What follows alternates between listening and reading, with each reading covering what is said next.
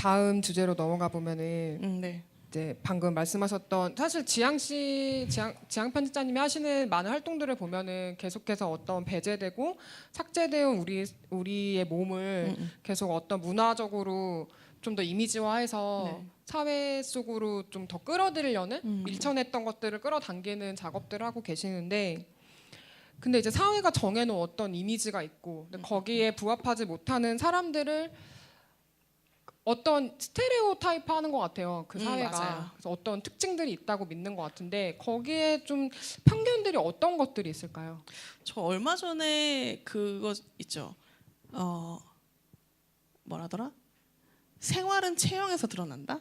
라는 단어가 트위터에서 굉장히 큰 이슈가 된 적이 있었어요. 근데 그 말을 좀 곰곰이 뜯어보면 생활이 체형에서 드러난다라는 말 자체가 오류가 없는가라고 생각해보면 뭔가 그 말은 예를 들면 그런 거죠. 건강한 신체에 건강한 정신이 약간 이런 건강한 그런 뜻인 것 같은데 그러면 정말로 우리는 건강한 상태와 건강해 보이는 것을 구별할 수 있는가 육안으로?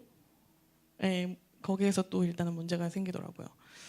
그리고 그렇다면 거기에서 오는 편견들은 반드시 존재하겠죠. 예를 들면 저보고 게으를 것이다. 그리고 뭐 예를 들면 밥을 많이 먹을 것이다.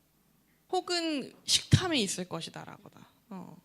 근데 체형을 그러니까 이 사람이 체형을 이루는 것에는 굉장히 다양한 요소나 변수들이 작용하고 그것을 어떤 그러니까 문제는 그렇게 되는 것은 어떻게 예를 들면 그렇잖아요. 우리 모두 이 몸은 어떤 역사를 가지고 있고 그렇죠. 이 몸이 공짜로 생겨나진 않았어. 어떤 이유들이 있죠. 근데 그거를 평가의 기준으로 삼거나 그걸 가지고 사람을 약점 잡거나 어떤 그러면 안 되는 거죠. 그게 문제인데 근데 문제는 그렇게 하기 때문에 문제인 거죠. 네. 그래서 사실 그런 이야기를 하는 사람들을 저는 굉장히 오랜 시간 무시해 왔고 그리고 이제 혹은 그런 이야기들이 너무 짜증나서 악플 읽기 제가 한 동영상 같은 거 보신 분도 있을 거예요. 그럼에도 불구하고 그 스탠다드가 주는 힘이 있어요. 네.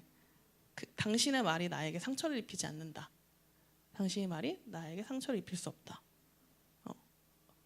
그것을 그 스탠다드까지 오는데 굉장히 많은 어려움이 있었는데 그것을 유지하려고 그리고 나를 그렇게 만들기 위해서 나를 도와줄 수 있는 것은 무엇일까? 나를 도와줄 수 있는 사람은 누구일까? 그리고 나를 그렇게 도와줄 수 있는 말은 무엇일까에 대해서 각자 좀 생각해 보시면 그것도 좋을 것 같아요. 그 제가 프렌즈라는 미드를 엄청 좋아하는데 있죠. 제가 다시 이제 스트리밍 서비스에 올라온 걸 보고 이제 몇 년 만에 보면서 느낀 게 네. 못 보겠죠. 네. 그 패스 쉐이밍이라 그러죠. 뭐 플러스 사이즈 소위 말하는 이제 뚱뚱한 사람에 대한 어떤 캐릭터화, 희화화 그리고 그걸 희화하는 게 단지 거기서 희화하는 게 아니라 무시하거나 조롱하면서 이제 맞아요. 그 개그 소재로 사용하는 것 그게 굉장히 정말 노골적이고 너무나 합의된 개그 코드라서 제가 좀 놀랐는데 그리고 본인도 그것에 대해서 어떤 뭐랄까 약간 뭐랄까 밝히고 싶지 않다 해야 되나? 네. 그리고 그걸 극복해낸 나를 약간 뭐라 해야 되나 이렇게 북돋아주고 스스로를 북돋아주고 와 이거 너무 불편하더라고요. 근데 이제 저도 그 10년 전에 처음 봤을 때는 한 번도 그런 불편함을 느끼지 못했었는데 몰랐죠. 그래서 이게 굉장히 학습되고 남의 이야기를 듣는 것이 얼마나 중요한가라는 거를 좀 느꼈던 것 같아요. 아동 도서 이런 거 너무 문제잖아요. 그렇죠. 그러니까 제가 최근에 비만 혐오라는 것에 워딩을 머릿속에 떠올리고 그리고 실제로 그런 것들이 존재하지라는 것을 어디에서 근거로 할 수 있을까 하다가 아동 도서에서 찾은 거예요. 근데 이게 어느 날 갑자기 찾은 게 아니고 제가 수년 전에 TV에서 소아 비만인 친구가 나와서 어떻게 하면 뭐 그것을 극복할 수 있는지 이게 왜 문제인지 뚱뚱하면 왜 안 되는지에 대해서 TV에서 어린이를 대상으로 설명하는 것을 보고 정말 경악을 금치 못했거든요. 물론 그러니까 예를 들면 질병적으로 그러니까 뭐 저의 의견은 아닙니다. 뭐 의사학회에서 비만이라는 것이 질병의 만병의 근원이 되고 그것이 비만하지 않기 위해서 하는 것이 우리가 건강을 지키는 일이라고 얘기를 한다면 그러면 이 사람이 왜 비만하게 되었는가에 대해서는 관심이 없어요. 먹는데 이유가 있거든요. 혹은 살이 찌는데 이유가 있어요. 이유가 없이 가난하게 갑자기 뾰로롱 하고 자고 일어나는데 살이 찌어 있는 사람은 없어요. 대부분 그런 사람도 있기도 하고 체형적으로 타고나기도 했고 누구에게나 각자의 다 다른 이유가 있고 그 행간을 구성하는 각자의 사연이 있는데 그것은 모두 무시하고 비만은 나쁜 거다라고 이야기하는 거예요. 미디어에서 얘기하고 어린이를 대상으로 얘기해요. 그래서 어린이로 하여금 비만은 나쁜 거야. 비만하면 친구들이 놀아주지 않아. 그리고 따돌림 당하니까. 이런 사회에서 아이들 키우는 거 괜찮으세요? 그런 TV 프로그램에 아이들을 노출하게 하는 거 괜찮으세요?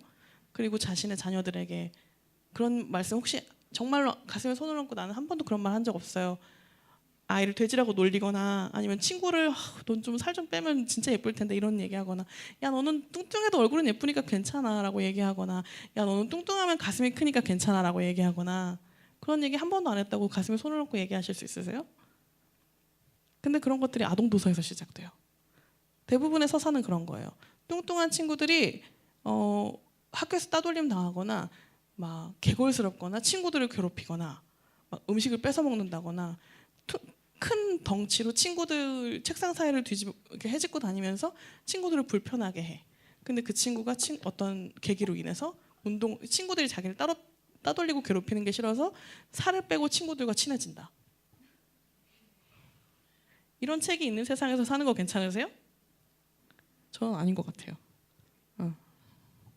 그 또 중요한 게 이제 시선의 폭력을 많이 그쵸. 얘기하셨잖아요.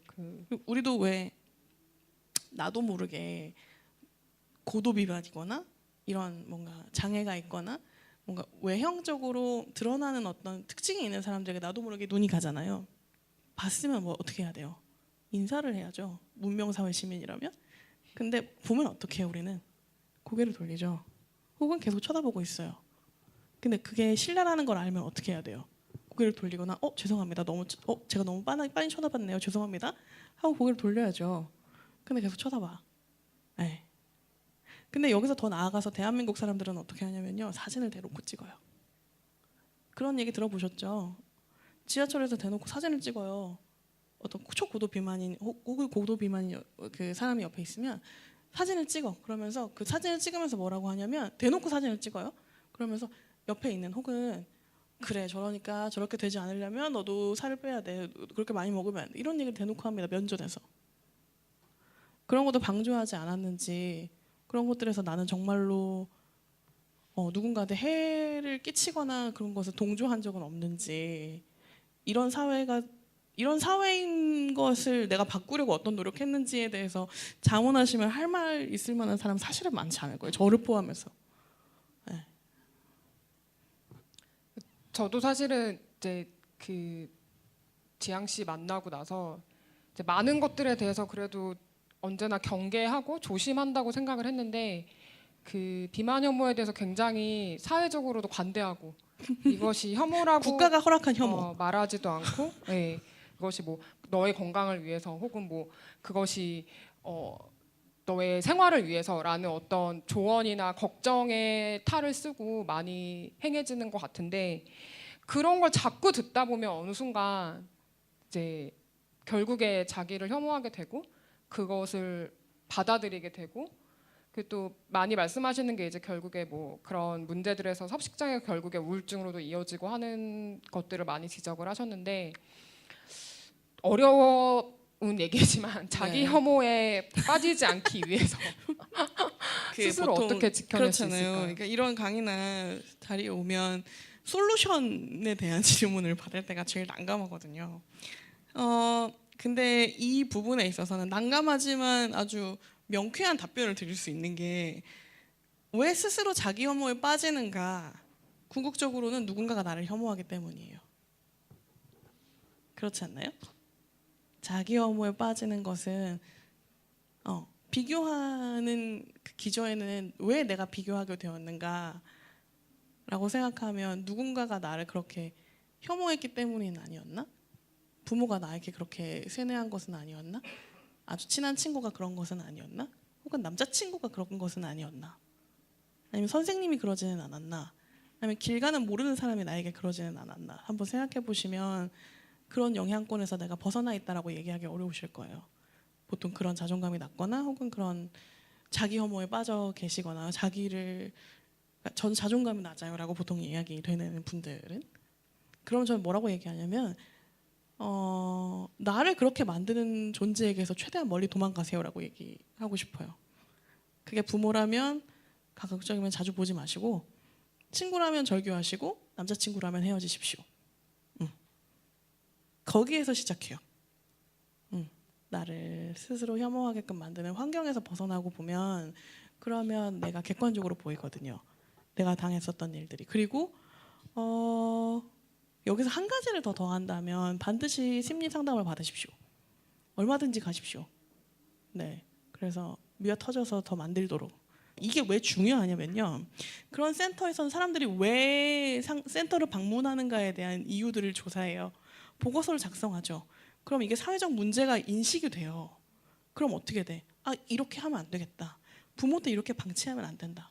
아니면 주변 사람들이 이런 식으로 사람들을 혐오하게 해서 정신 건강을 피폐하게 만드는 건 문제다. 라는 게 국가적인 보고서가 완성이 됩니다. 그럼 문제가 가시화돼요. 여러분이 말하지 않아서 문제라고 인식되지 못하는 것들도 분명히 있어요.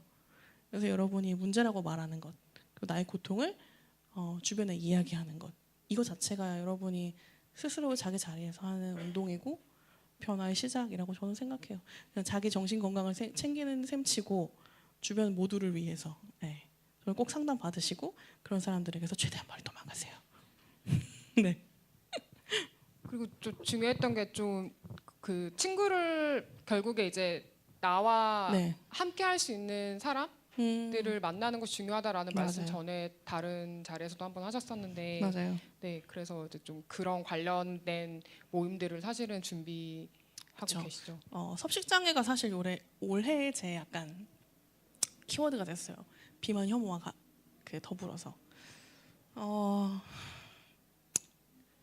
섭식 그러니까 유럽과 미주에서는 이 섭식 장애가 굉장히 큰 사회 문제고 이것을 해소하기 위한 방안을 구체적으로 마련하는데 지금 굉장히 혈안이 되어 있어요. 근데 우리나라는 지금 이게 가시적으로 드러나지 않을 뿐이지 섭식 장애를 우리나라에서 이렇게 치부하는 거예요. 그냥 먹으면 될 일을 그냥 개인의 문제인데 라고 치부하는 거예요. 자신들이 그 사람들에게 혹은 사회에 어떤 악영향을 끼쳤는지에 대해서는 전혀 고려하지 않고 그러면 개인이 피폐하고 병 들어가죠. 근데 문제는요. 이 섭식장애라는 것은요. 정신장애거든요. 그래서 반드시 의사의 도움이 필요합니다. 약물 치료도 반드시 필요하고요.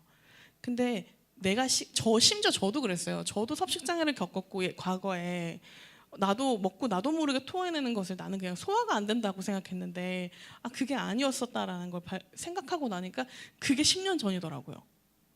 그러니까 나도 모르게 아주 미약하게나 경미하게 모두가 겪고 있는 거예요. 섭식 장애를. 이 문제잖아요. 너무 큰 문제여서 어떻게 하면 좋을까 하다가